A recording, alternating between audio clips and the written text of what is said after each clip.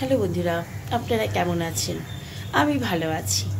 আজকে আবার সকাল সকাল আমার রান্নাঘর থেকে আমার ব্লগটা শুরু করছি।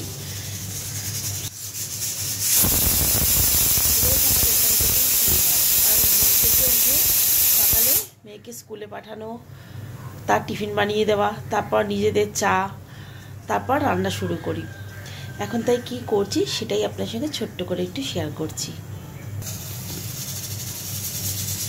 এখানে একটু কফি গরম করছি, কারণ সকালবেলা একটু কফি খেলে না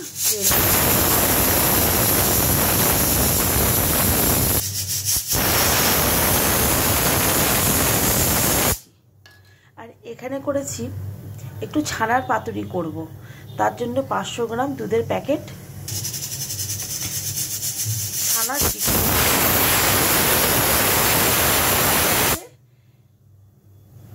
নারকেল আর লঙ্কা একসঙ্গে পেস্ট করে নিয়েছি, অল্প লবণ দিয়েছি যাতে তেতো না হয়ে যায় সর্ষেটা।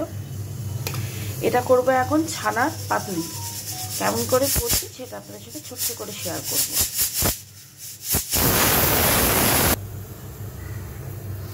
এখানে ছানা, সর্ষে আর সর্ষের তেল দিয়ে একটু মিক্স করে নিলাম।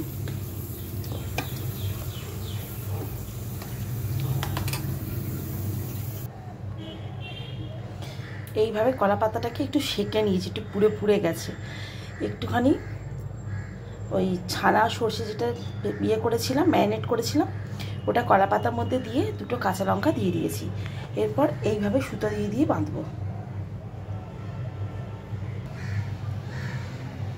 কড়াই গরম হয়ে গেছে, অল্প একটু সর্ষের তেল দেবো।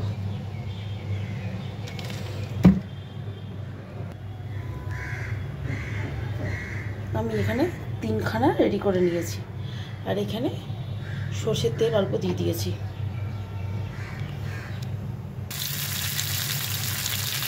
তিনটে আমি অল্প তেল দিয়ে তিন মাছে বসিয়ে দিলাম। তারপর কিছুক্ষণ রেখে উল্টে পাল্টে তারপর নামাবো।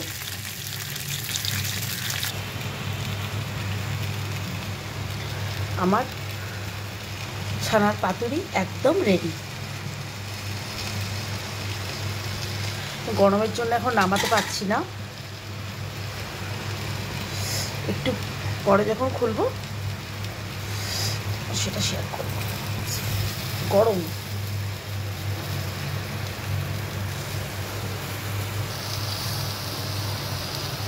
আমার এই ছোট্ট ব্লগটি আপনাদের কেমন লাগলো অবশ্যই জানাবেন, এবং লাইক, শেয়ার এবং কমেন্ট করতে ভুলবেন না, এবং আমার ইউটিউব চ্যানেলটিকে সাবস্ক্রাইব করে নেবেন।